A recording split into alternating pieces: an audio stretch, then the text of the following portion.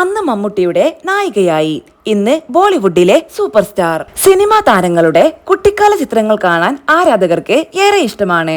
ചിലരെയൊക്കെ കുട്ടിക്കാല ചിത്രങ്ങളിൽ നിന്നും എളുപ്പത്തിൽ മനസ്സിലാക്കാനാവും. എന്നാൽ ചിലരുടെ കാര്യത്തിൽ അതത്ര എളുപ്പമല്ലതാനും. ബോളിവുഡിലെ സൂപ്പർ സ്റ്റാർ പദവിയുള്ള ഒരു നായികയുടെ കുട്ടിക്കാല ചിത്രങ്ങളാണ് ഇപ്പോൾ ശ്രദ്ധ നേടുന്നത്.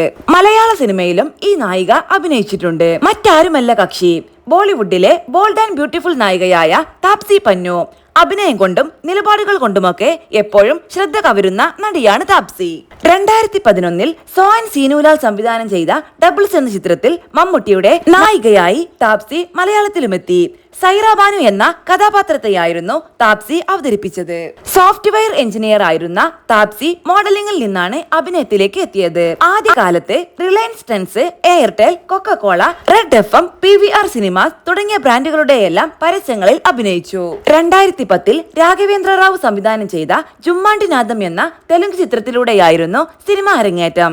തമിഴിൽ ആടുകളമായിരുന്നു താപ്സിയുടെ ആദ്യ ചിത്രം. 6 ദേശീയ പുരസ്കാരങ്ങൾ നേടിയ ചിത്രത്തിനൊപ്പം താപ്സിയുടെ അഭിനയവും ശ്രദ്ധ നേടി. പിങ്ക്, മൊൾക്ക്, ബദല, ഗെയിം ഓവർ, മിഷൻ മംഗൾ, ഡപ്പട് തുടങ്ങി ഷാരൂഖിനൊപ്പമുള്ള ഡെങ്കിയിൽ വരെ എത്തി നിൽക്കുന്നു താപ്സിയുടെ ചിത്രങ്ങൾ. ഡാനിഷ് ബാഡ്മിന്റൺ താരം മത്യാസ് ബോയ് ആണ് താപ്സിയുടെ ജീവിത പങ്കാളി. താപ്സിയുടെ ദീർഘകാല സുഹൃത്തു കൂടിയാണ് മത്യാസ്. കഴിഞ്ഞ 10 വർഷമായി ഞാൻ ഒരേ വ്യക്തിക്കൊപ്പമാണ്.